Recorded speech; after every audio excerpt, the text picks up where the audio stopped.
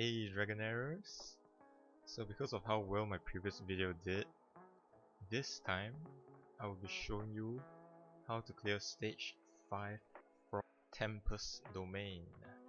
So you might be wondering, hey, but Clyde, how did you clear stage 5 by using the same lineup as stage 4, even the levels being the same? Let me tell you something. Just like how the tutorial taught us, formation, yes. So this might be the most common formation out of every single dungeon, just a single plus because of how normal it is, like a tank being on the forefront, a healer being able to heal everybody, and just the weakest hero in the middle of everyone. So the first thing I want to talk about is this formation. Everybody other than Horrus being one step back. So why does this matter? Because of the baby dragons. If you're over level, you may not notice it. Well, you shouldn't notice it, please. But if you're under level like me with really bad gear, really bad epic gear, it will matter.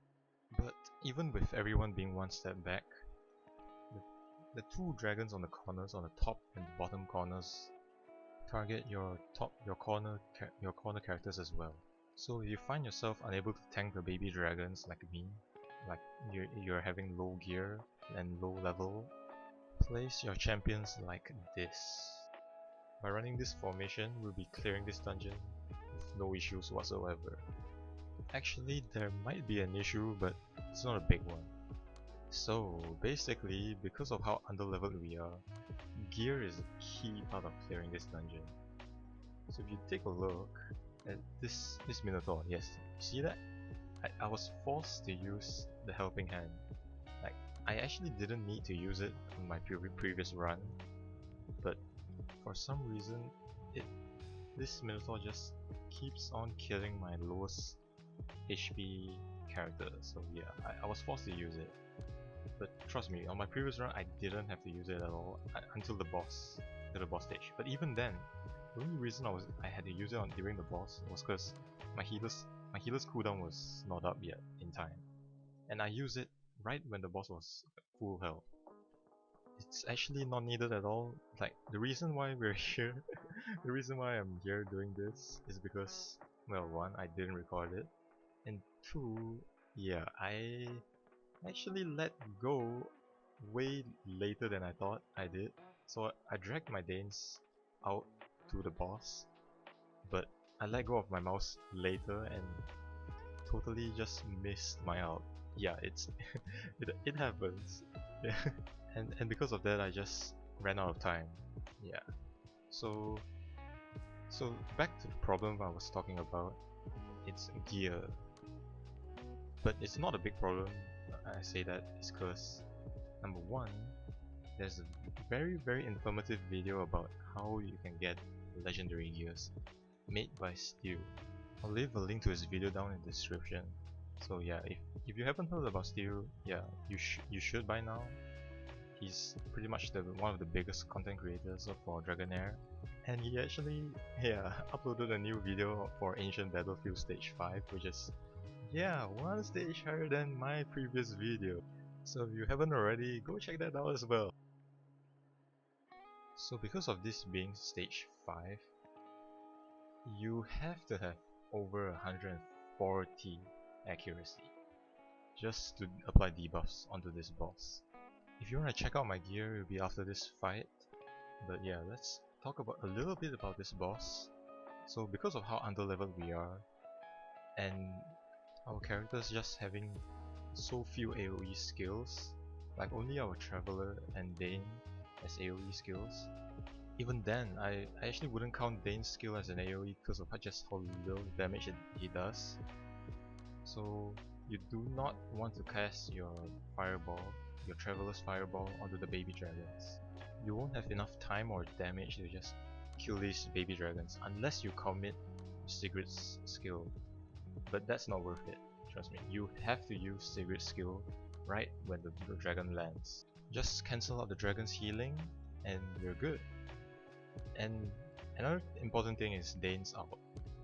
So Sigurd's healing prohibition doesn't last long enough for the boss's second healing buff to go off. So unfortunately you can only cast Dane's ult in between those two heals. But it's good enough. Just one single healing buff from the boss isn't gonna heal much. That is pretty much it. Unless if you're underleveled like me, you shouldn't have an issue with the early fights like I did. And for the boss, just land your skills correctly and you'll be fine. And while I'm showing you this lineup, you run anything you want as long as you can dispel the boss's buff. Or if you have AoE characters that can kill the baby dragon so that the boss won't get buffs, you can use them.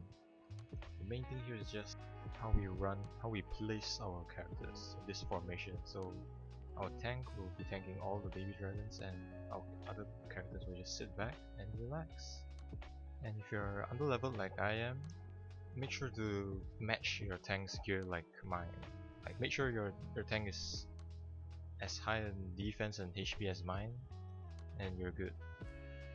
That's it for the video. Thanks for watching everyone, and leave a like, a comment, I'll read it. Look forward to my next video, and that's about it. See ya!